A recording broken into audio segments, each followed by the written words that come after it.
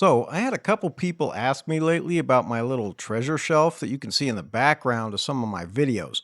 Something I've actually been meaning to move, to be honest. But all this stuff is stuff that I've found over the years out in the wasteland.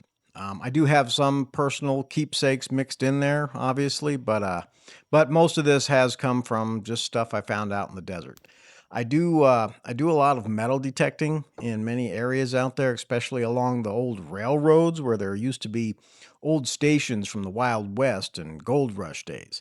You never know what you're going to find out there, and I was just out earlier this week, so I thought maybe I would show off some of my newest finds. Now, this here is a Waltham automatic Swiss watch. It's from the 1950s era. It has a little emblem on it from National Life Insurance, and so I'm assuming that this was given to someone at their retirement quite a long time ago.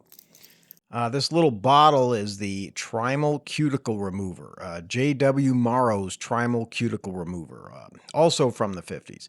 If you look, you can see a little bit of opalescent, pearlescent powder that's still inside, and I'm assuming that's what's left from the original stuff.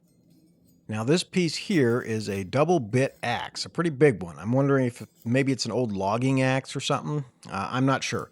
It's stamped for 3.5 pounds, and that checks out. I cleaned it up a bit, but I'm not an axe expert, so if anyone out there watching this has an idea of what I'm going to actually do with this, let me know in the comments if we're both thinking the same thing.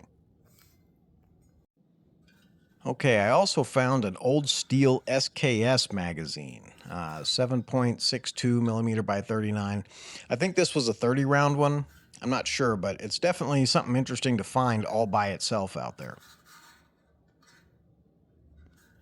And finally, this is just an old jeweler's loop for examining jewels and stones up close to determine authenticity and value and whatnot. It's a little nicked and scratched up, but for the most part, the lens still works just fine. Anyway, I hope you enjoyed the look at some of this stuff, and we'll see what I find next time. Take it easy, guys.